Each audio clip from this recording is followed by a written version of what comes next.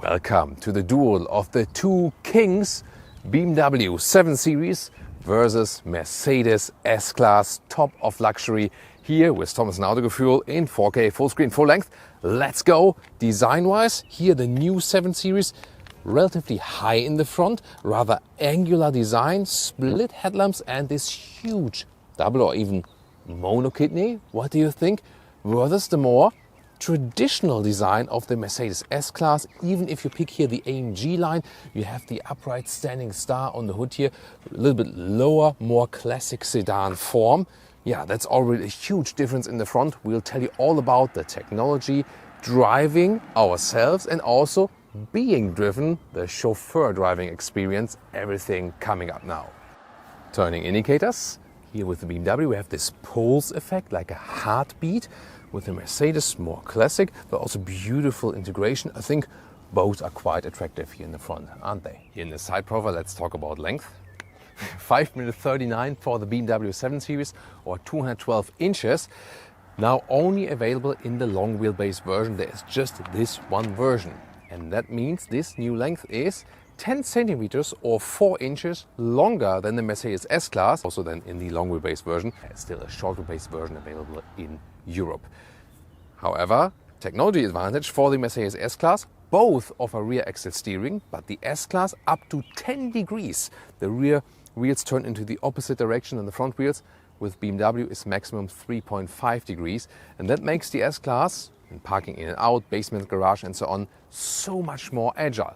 Visually, by the way, yes, we have AMG line versus the M Sport Pack, so very comparable. It's just that we have smaller wheels on the S-Class today, 19-inch in an aero design, 21-inch with the BMW 7 Series. In the rear, the design difference is very obvious once again. Contemporary with the 7 Series, but more angular design, and then a more timeless classic sedan rear for the S-Class. Which one do you like better? Here, as for the rear lamps, actually more stretched here and slimmer with the BMW. Let's take a look at the turning indicators. Both have spectacular functions. With the 7 Series is more this pulse effect once again, and with the S-Class we have these, these three-dimensional vertical elements inside. Looks also really lovely, doesn't it? Air suspension, by the way, is equipped with both. Key comparison. I think both have something, right? Galvanization feels a little bit more premium than the BMW, is a little bit slimmer, but you can also get this computer key at BMW. Both also offer soft close, but let's still compare the door closing hammering sound. Really subtle with the 7 Series.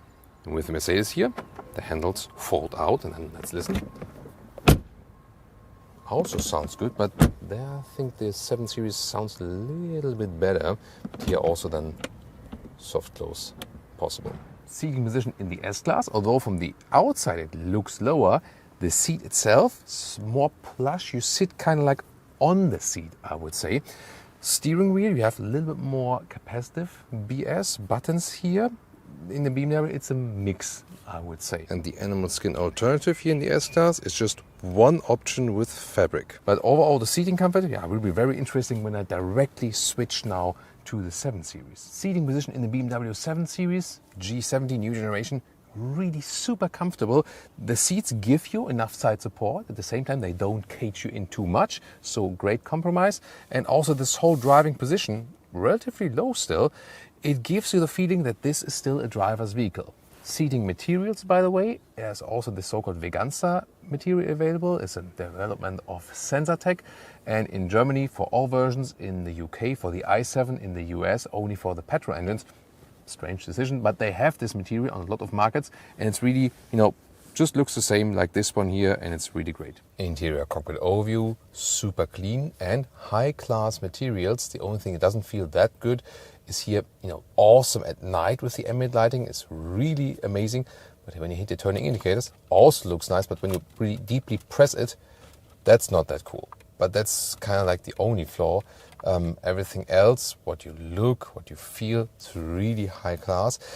Just then again, a lot of blinding by the light here, for example, on the left side, or maybe also here in the lower part with this crystalline lever, stuff that looks cool, but then is giving you some flashes.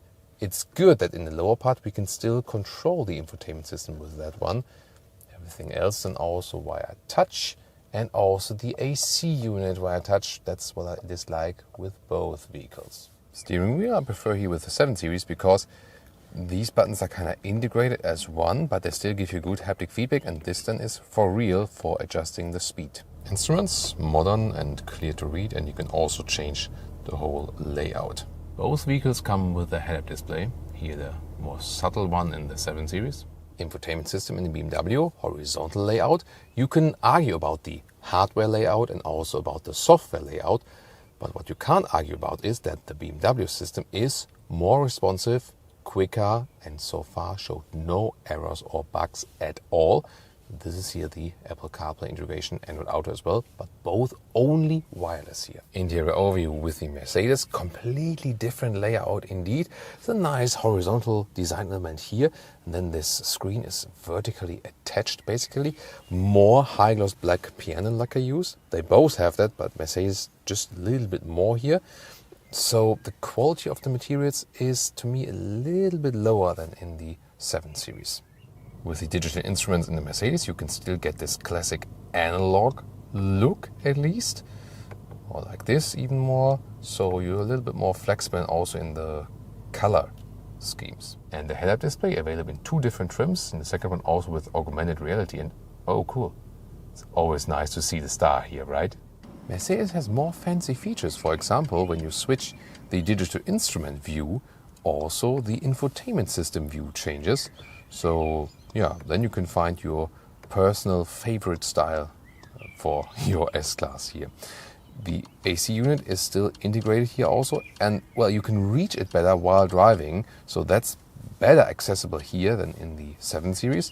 The infotainment system overall is less responsive overall and has sometimes a little more failures here and there, but the overview here is a little bit better, so definitely pro and con. For example, you can also play with the colors of the ambient lighting. That's also really impressive here.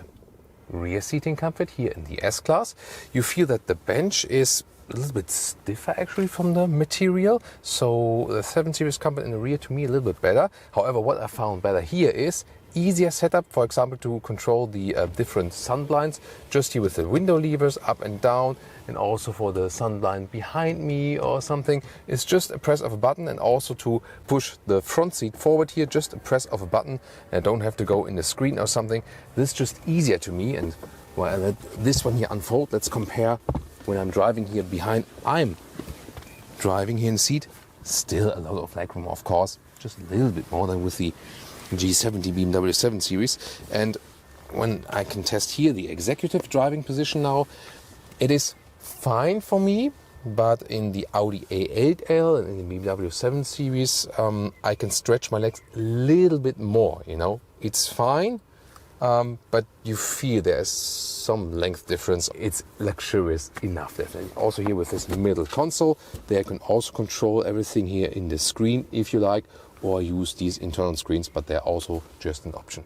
The Mercedes sunscreens, they are split in front and rear, and the difference then is that, well, you have this barrier there in the middle, but the front one you can actually open. Rear seating in the BMW, it's extremely comfortable in here, even with the base bench setup. So plush materials and so on, and good ergonomics underneath the seat.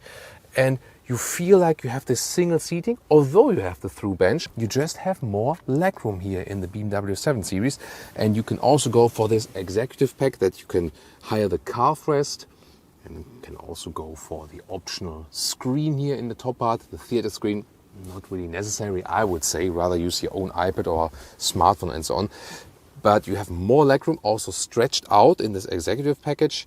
And overall, just more comfort here in the rear in the 7 Series, I feel. The basic controls, however, even here of the sun blinds, are all digital here in this screen. And that makes things more complicated, I feel.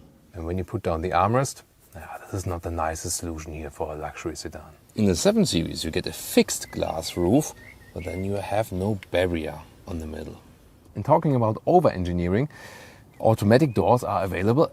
And then look at that here.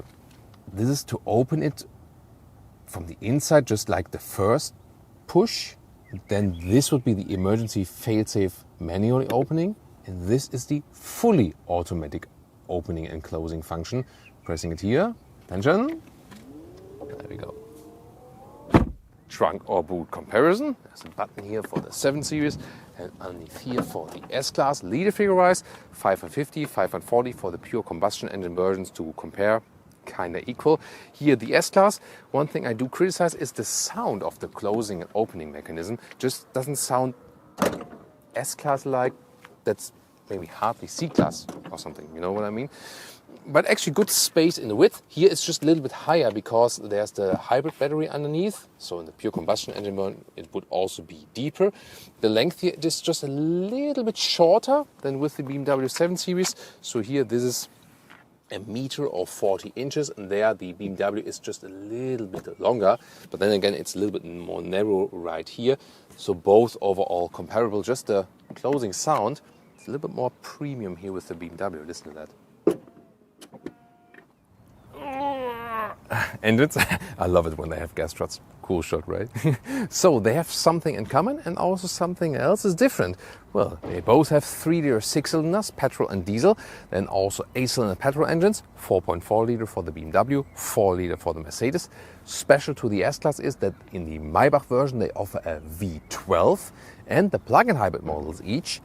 Mercedes has the bigger battery in their PHEV. And then the 7 Series is available as i7. So the pure electric version of the 7 Series is basically the very same vehicle, whereas Mercedes goes with the EQS, which is a separate vehicle then.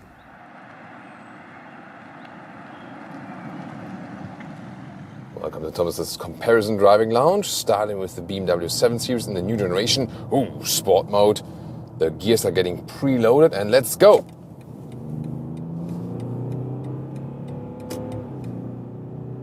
Well, that was 70 to 120 kilometers an hour acceleration, stopped by this Seat Ibiza.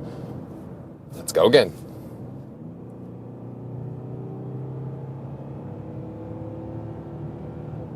Super smooth acceleration. Feels like nothing. 160,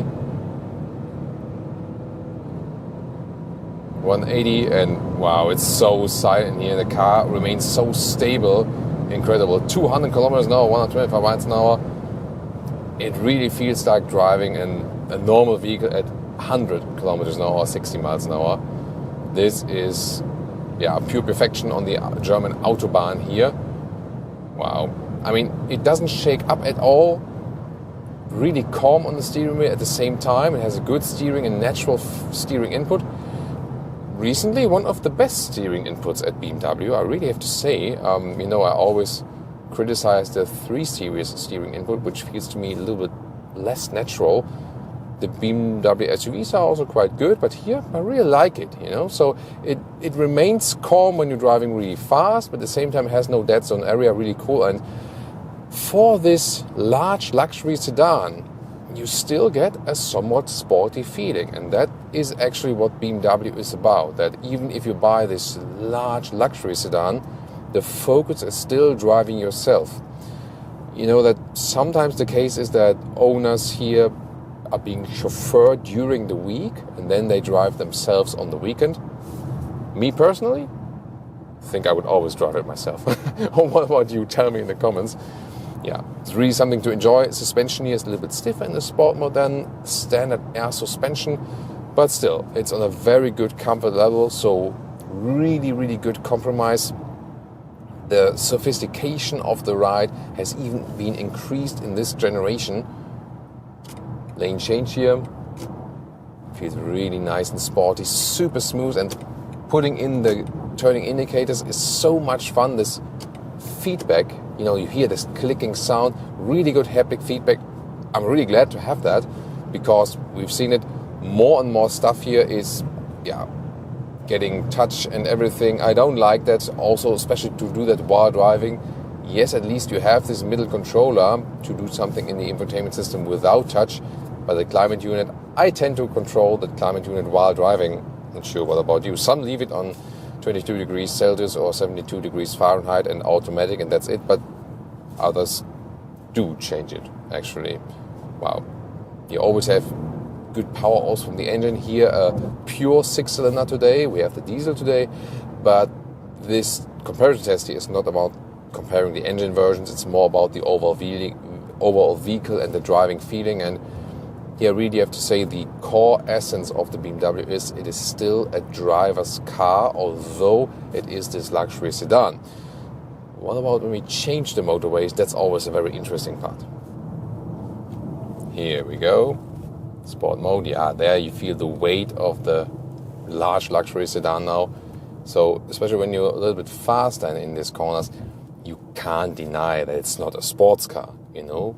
But for this segment, that's what I'm saying, it still feels pretty sporty. At low speeds, by the way, the rear axle steering, if you have that package, plays a large role. Parking in and out, you really need that when you have a tight parking spot or basement garage or something.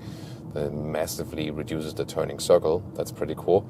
And also feels more agile at lower speeds then. And here, when I'm accelerating out again, super smooth. Of course, as a rear axle dominated platform, it means always when I have all-wheel drive, it's still a rear wheel bias, gets out of the corner very well. Wow, so nice, so smooth. Let's compare the normal driving mode, how that feels on a motorway here. Let's see it called personal. Now suspension is set on a normal, softer tone. And I'm really looking forward how it is in the comparison to the Mercedes S-Class. If this will be a significant difference then, especially suspension-wise. So when we think about the previous generation, that 7 Series versus S-Class, the S-Class was always more, let's say, softer note, the steering a little bit more, calm and so on. Definitely more the calmness, comfort focus, whereas still here the sporty focus with the 7 Series remains. But is it still the same today? Let's find out. Now driving the Mercedes S-Class, and here, look at that. This is a U-turn. It's incredible. The rear axle steering here acts even stronger than in the BMW 7 Series, both of course in good vehicles, but here just more degree angle. Wow, this is awesome. And this U-turn there is hardly doable with some compact vehicles. There you have to just take an outside circle, take part of the next street from it. Wow, this is just wow, and makes this huge vehicle just so much more maneuverable inside a city, basement garage, in and out, and so on. Then let's take it here to the sport mode and German Autobahn. Let's go. 70, 120. Ah, nice. And 60 and 180. Wow, it's really nice. This is here the 3-liter 6-cylinder combustion engine, in this case then paired with the plug-in hybrid model, but the battery is at the moment empty, so I can better compare pure combustion engine to combustion engine. But this is not the main focus here about the engine comparison, it's more about how the car is feeling actually. And yeah, the thing is here, if you compare it to the previous generation, also here this S-Class generation feels sportier, and main thing about this is the steering input here, no dead zone area, and in this sport mode also the air suspension gives me a little bit more feedback, and also the steering throttle input changes. That's very interesting indeed. So before, in that previous generation, there was more gap of this sportiness gap between Mercedes and BMW. Here a little bit less definitely. But clearly you still feel that the air suspension at Mercedes, and I think for an air suspension decision is actually quite good, it feels more floaty, you know what I mean? Especially when you go back here to normal comfort mode, for example. In this case then it's called hybrid. So in the normal driving modes or comfort mode, you just feel like the car is going like this weird, like this in these waves. And usually when I buy an air suspension, I also want to have that feeling. With BMW, it's not bad at all. I'm not saying that. It just feels a little bit sportier. And I think that's, why not doing this different setup then from brand to brand. With Mercedes, it's then different when you go for an AMG model, where then, even if you have the air suspension, would never expect that it's actually an air suspension because it's so stiffly tuned. So it's really like this. You have the Mercedes model, then you have the BMW model, you have the BMW performance models, and then the AMG models by Mercedes when you're talking about the suspension stiffness, you know. So Mercedes always has this huge gap between the normal models and the AMG model. Overall, feeling really good at home, planted also here on the German Autobahn. As for the noise insulation, I mean, they're both really good. Somehow I have the feeling that the S-Class does a little bit better.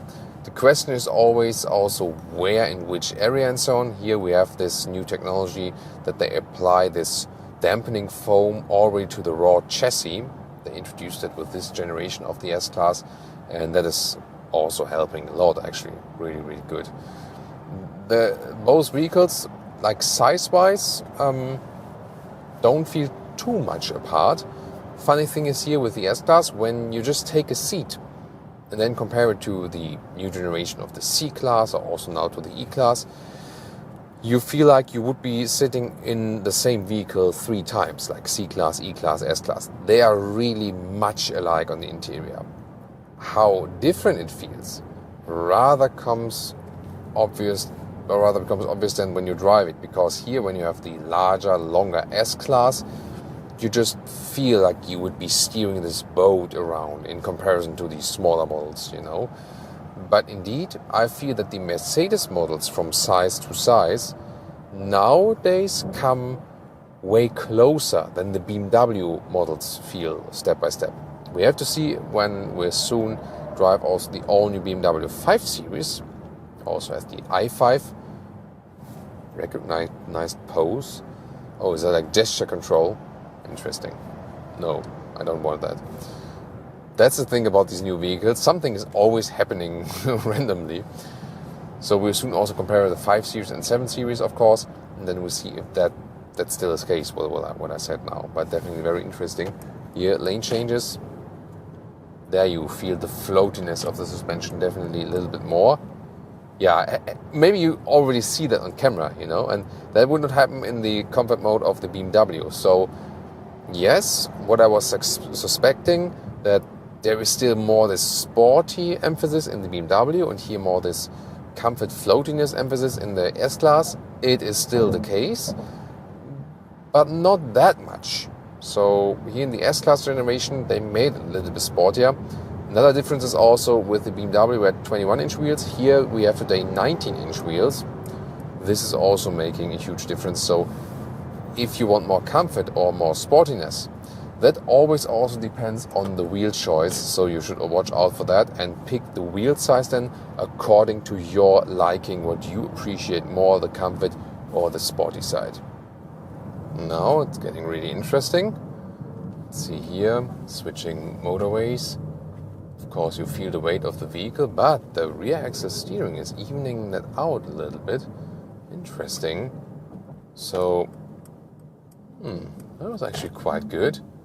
So, the peculiar thing here is that the S-Class from the suspension setup doesn't suggest that it's so sporty, but when you then speed it up a little bit more and push it into the corners, it feels astonishingly light. So, you really have to differentiate here, you know. So the BMW is suggesting more sportiness and it is also sporty, but somehow I also felt that when you push it into the corners, you feel the weight a little bit more. And here the S-Class doesn't have the sportiest suspension setup, but when you push it into the corners, it's sportier than you think. So that's also something interesting. Whoa. Yeah, good acceleration out here, of course.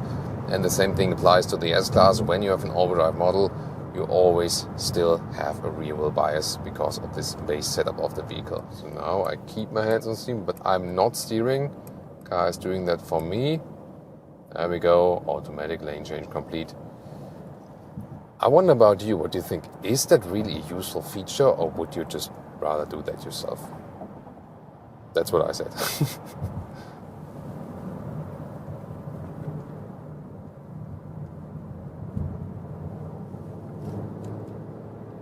wow, the S-Class really feels lighter than it actually is.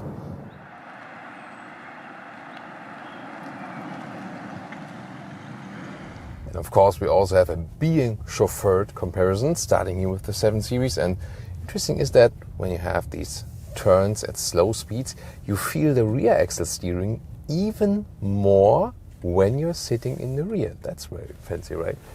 Get this middle console and some cup holders. We can also put the smartphone here, for example. And this is a little bit weird solution here, right? Yeah. However, it's really comfortable here in the rear. It feels also somewhat sporty because you are somewhat like caged in, like it's single seating. But I think what is a very interesting solution is they have a lot of comfort here on the outside seats, but they still keep the through bench. You can always, of course, have that, but this is here no compromise. Sometimes you have sedans which are really basic as for the through bench, and then only when you get the executive seating, then you have a lot of comfort. But here, it's already in the base rear bench setup that you have good comfort in the rear. The only thing that is not built in this vehicle here is this, this executive function that you can lift the calf rest here. So that is not built in this vehicle, but yeah, I can also live without that. If I push the seat here forward, you already have a lot of space in front of you. That's actually pretty fancy. So yeah, already in this setup you can really enjoy. And yeah, when she's hitting the throttle, you can feel that it has a lot of power. It's really nice. So the interesting thing to me is that this somewhat still sporty character of the vehicle, you can still feel that somewhat in the rear. Of course, you might argue if that's the right approach also for this kind of vehicle, but to me it is always, I like to drive the vehicle myself. I could still enjoy it right here. And some might say, hey, you want to feel some sportiness, and some say you might not want to feel that. So this will be a very interesting aspect, how it will compare in the S-Class. Mercedes S-Class, first plus point here, these automatic seat belt reachers for the rear seats. Oh, also here I feel the rear axle steering really strong in the rear. The thing is that the S-Class has actually a higher degree where the rear wheels turn in the opposite direction on the rear axle, so you can feel that even stronger than, for example, in a U-turn and so on. What I really like is a separate cushion here with microfiber. That's really lovely. What both cars of course have is here this automatic control for the side shade. The 7 Series rear windows were, overall darker tinted already, however, and I can also control this upper shade here.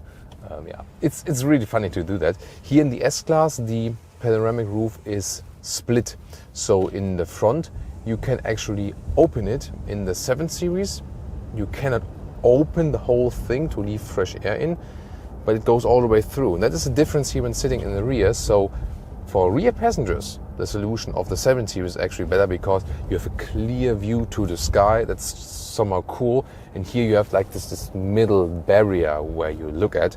So for rear passengers, better with the 7 Series with the roof. In the front, of course, it might be cool when you have, possibility to really open that glass roof. Overall, it's also fairly comfortable here. Head area here. This, of course, really cool with this extra cushion. But how the legs lay on here, so the seats are a little bit stiffer from the material, I feel. So I also felt a little bit more caged in with the 7 Series from like this, how the seat is formed. So the normal seating impression is a little bit better with the 7 Series. Here, the difference is that we also have this executive package. I can also put my feet then here on the front. I can also activate it here while driving. That's pretty cool actually. Showed that to you earlier on the interior part, that the seat goes all the way forward and then this calf rest comes out. So that's of course a really fancy feature. It takes a while, and if you ask yourself, does that block the view then for the chauffeur? Yes, it always does. So that's a that's a big problem. But I think manufacturers just say like, hey, it's more important how the rear passenger feels. And yeah, it's a nice function, but I really like that function in the 7 Series as well, where you had this, like this full support. Then also, here underneath the legs right here, that was pretty cool. And yeah, it's not really very well comparable now, since this one has the pack, the other one doesn't. But what I can say from testing both, with an earlier 7 Series vehicle, is that the length of the interior here for the rear passenger, it's really longer in the 7 Series. And when I'm here 189 or 6'2", I mean, I can stretch here more or less, but I can more stretch in the 7 Series, and that might also be something. What is plus here for the S-Class is that I feel that the insulation in the rear is a little bit better here with the S-Class, so it feels a little bit more silent. And from the sportiness of the driving, indeed, yes, here we also have 19-inch wheels mounted at the moment. With the 7 Series we had 21-inch. The thing is really with the S-Class, you feel from the setup, it feels a little bit more chauffeur-ish, like better noise insulation, and you don't feel so much sportiness, I would say. So I would say I had more fun driving in the 7 Series. And here for the chauffeur function, this one feels more like being chauffeured, you know what I mean? However, then again, suspension-wise, I feel that although we have smaller wheels here, the suspension of the 7 Series was sportier, but not really less comfortable. So overall, both some pros and cons when being chauffeured. Yeah, big question now is, which one would I take to drive myself? Which one would I take when I'm being chauffeured? Let's find out. Now it is time to decide. Which one would you choose? And which one would I keep home with me now? The thing is, on the exterior, the 7 Series more the screaming out design, especially the mono or double kidney in the front is splitting opinions, and that's what they wanted to achieve. They want people to talk about BMW design. They have indeed achieved that. But the more timeless design is definitely with the S-Class, more traditional and more this classic luxury sedan style. Definitely on the exterior, matter of preference. Also has to do that the 7 Series builds on the same platform than the i7 electric, that you can put the batteries in the floor. Then on the interior, that's very interesting. The quality of the materials is better with the BMW, and also especially the seating comfort, both in the ergonomics and also in the seating materials. BMW offers more animal-free choices, where the S-Class availability of the animal-free choice is very, very limited. So overall, the interior is better done by BMW in this case, and especially in this generation. Driving-wise, bit of a surprise indeed. So on the one hand, in driving, the S-Class is a little bit softer from the suspension setup, so that kind of clears the, we're expecting, the BMW drives sportier than the Mercedes, and the Mercedes is more comfortable. Yes, suspension-wise, softer, a little bit stiffer, sportier. But then suddenly in the corners, the S-Class kind of, was more agile than the 7 Series. That was very surprising. So in driving, the S-Class really accelerated, literally, and was really surprising me on the sporty side. So this generation of the S-Class is, although it doesn't suggest this in looks, is sportier now also in driving, and therefore comes closer to the 7 Series in this setup. But both drive exceptionally well indeed. The winner in today's episode, well, taking also maybe pricing into account, of course you can configure these cars, to the moon basically. But just as an example, as they are here now today, 136,000 for the 7 Series, 190,000 euros for the Mercedes S-Class. Yes, if you then put comparable engine versions and spec this one a little bit higher, you can of course even that gap a little bit. So we always have to take that one into account. But pricing is maybe also not the most crucial thing about this one. To me, the crucial thing today is indeed not the exterior. That's a matter of preference. But the interior seating comfort, especially from the ergonomics, is just better with the BMW. And therefore I feel more comfortable both driving and also sitting in the rear. That's why it would be the choice here with the BMW today.